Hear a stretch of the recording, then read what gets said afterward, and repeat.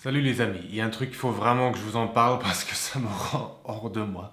Et c'est vraiment incroyable parce que ça réveille une colère en moi qui est...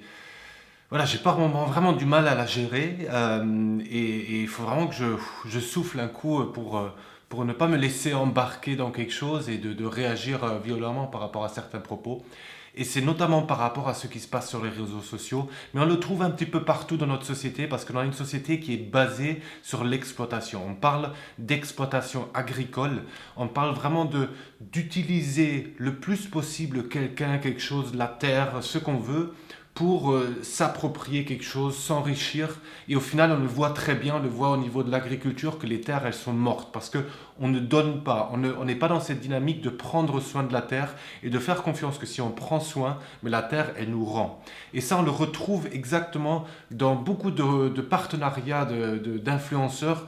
Je le vois, j'ai souvent cet échange avec ma chérie. Le nombre de mails que reçoivent les youtubeurs, les instagrammeurs, avec juste voici j'ai un produit, regarde mon produit, il est tellement extraordinaire, il faudrait normalement que tu le partages gratuitement parce que c'est tellement chouette. Ce que ces marques ne se rendent pas compte, c'est que c'est un vrai travail derrière. D'accord. C'est de réaliser des vidéos, et même, je dirais même au-delà du travail, à la base, tout ce qui est réseaux sociaux, c'est pas fait pour être une vitrine commerciale. C'est des gens qui partagent un contenu qu'ils aiment bien, qui partagent leur passion, et à aucun moment donné, il y avait une question de s'enrichir avec. Maintenant, aujourd'hui, voilà, des personnes qui ont des milliers et des milliers de followers, c'est un vrai travail de répondre aux commentaires, de donner, d'être présent, d'être créatif, d'avoir régulièrement des choses qui inspirent les personnes, qui donnent envie de regarder. Il y a par moments des équipes derrière qui sont dans la réalisation.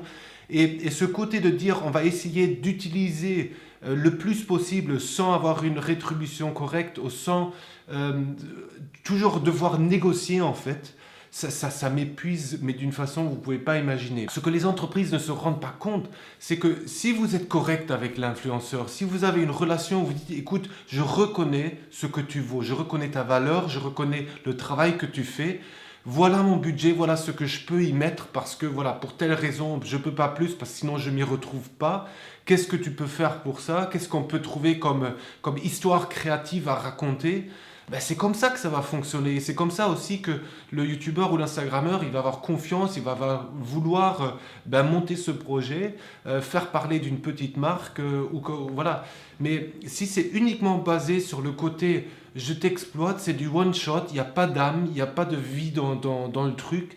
Et je trouve ça très dommage parce qu'il y a vraiment, encore une fois, la même dynamique de vouloir utiliser les gens, de le voir exploiter et sous couvert d'eux. Et ça, je suis vraiment pas d'accord. Et c'est d'ailleurs quelque chose aussi dans mon métier que j'essaie vraiment de respecter. C'est de dire, oui, je travaille pour une entreprise qui défend une cause, mais au mieux que je peux, je vais essayer de reconnaître la valeur du travail que tu as en face et que certes, je ne suis pas une grande entreprise qui a des milliers d'euros parce qu'elle-même, elle exploite la terre. Donc, c'est peut-être pas voilà, le budget n'est pas le même, mais il y a quand même un équilibre à trouver qui, à un moment donné, doit être juste. Sinon, on rentre dans des relations, et je le vois aussi et déjà aujourd'hui avec des youtubeurs, avec des gens c'est vraiment des relations commerciales, on parle argent direct. Je l'ai encore vu avec des associations étudiantes qui, notamment souvent dans des écoles de commerce, donc désolé si vous faites partie de là, mais c'est juste, j'ai besoin de le dire parce qu'il y a une autre façon de faire. Ne contactez pas directement les partenaires en disant on cherche de la thune. Essayez d'abord de réfléchir quelle histoire vous pouvez écrire ensemble, qu'est-ce que vous pouvez vivre ensemble, comment vous pouvez valoriser les choses. Et l'argent, c'est bien sûr que une fois qu'on aura trouvé quelque chose, une fois qu'on sent qu'il y a une belle histoire à écrire, on va se mettre d'accord sur une rétribution parce que beaucoup d'associations, même étudiantes, ben, elles ont besoin d'un certain fonds de roulement pour fonctionner. Moi-même, j'étais président d'une association et je sais que c'est certes de l'engagement souvent associatif, donc volontaire, mais pour monter des projets, on a besoin un petit peu de budget. Et c'est la réalité et tout le monde le sait. Mais pourquoi est-ce qu'on a besoin de toujours mettre l'argent et l'exploitation et l'utilisation de l'autre au premier plan? Est-ce qu'on ne peut pas vraiment construire des relations d'abord honnêtes, de confiance, et après de se dire oui, je sais, ça a besoin d'un certain budget. Et aussi pour des entreprises éthiques ou des entreprises comme pour celles que je travaille, de dire oui, il y a un budget. Certes, on rêve d'autre chose, mais on peut aussi mettre à disposition un budget pour que tout le monde s'y retrouve.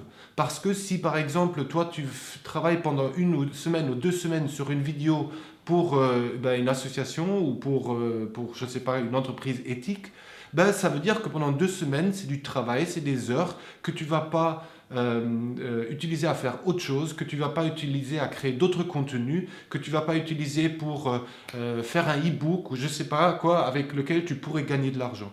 Donc c'est juste de trouver ce juste milieu et j'aime pas du tout l'approche de dire juste parce que on a un produit qui est tellement extraordinaire, il faudrait que tout le monde en parle comme ça gratuitement. C'est pas la réalité. Parce que la réalité, c'est que ceux qui ont de l'influence aujourd'hui, ils reçoivent énormément de demandes et ils vivent aussi du fait qu'ils ont de l'influence. Donc, si vous avez 3 abonnés, personne ne va vous demander ou vouloir vous payer pour en parler. C'est qu'aujourd'hui, il y a des partenariats, tout simplement parce que vous avez construit une communauté, il y a une certaine influence. Et ça, il faut savoir aussi le reconnaître, que c'est quelque chose qui ne vient pas de nulle part, qui est du travail. Parce que, en fait, l'influence, c'est quoi? C'est on construit de la confiance. Et ça, aujourd'hui, dans un monde où il y a beaucoup de méfiance, de peur, c'est extraordinaire, mais il faut aussi le protéger et il faut le reconnaître. Et même si pour moi, la confiance, elle n'a pas de valeur, parce qu'on ne peut pas mettre de la valeur sur la confiance, c'est quand même de reconnaître ce travail, je trouve ça extrêmement important. Voilà, désolé, c'est un petit peu engagé, un petit peu. Ouais, c'est ma façon d'exprimer ma colère parce que je vois des choses et je les vis avec lesquelles je ne suis pas d'accord et je crois qu'il faut vraiment essayer de changer ces relations pour qu'on retrouve tout simplement des relations aussi, des partenariats sains, que ce ne soit pas juste un échange commercial et surtout aussi que les marques à un moment donné reconnaissent le travail et disent voilà, sois un petit peu transparent. Il y a tout à gagner à être transparent sur son budget, sur l'argent qu'on peut mettre, de dire honnêtement à des influenceurs, voilà où on en est, voilà vers où on veut aller, aujourd'hui on est là. Je veux dire, il y a tout à gagner. Par contre, si jamais une entreprise, si vous êtes une boîte et que vous essayez d'utiliser la personne, elle va le sentir, elle va peut-être même le savoir. Si elle a des preuves, ça se passe 2, 3, 4 fois. Au bout de la 5e fois, je vous jure, tous les youtubeurs et instagrammeurs, ils se connaissent, ils se parlent. Et ça se sait. Et si vous voulez couler une boîte, c'est la meilleure chose que vous pouvez faire, c'est d'exploiter, d'utiliser les gens pour quelque chose qu'ils ont construit. Et à l'inverse, si vous êtes honnête et vous dites, ouais, on aime ce que tu fais, comment on peut aussi toi t'aider à développer ton truc parce que nous on a des moyens, vous allez voir, vous avez tout à y gagner. Peut-être cette vidéo ne vous parle pas du tout parce que c'est vrai que c'est quelque chose qui, moi, vient un peu des tripes et qui sort du cadre de ce que j'aborde habituellement, qui est plus développement personnel. Mais j'avais besoin de le dire, de le partager avec vous. Et je sais que j'ai des amis et peut-être qui me regardent qui sont youtubeurs et instagrammeurs.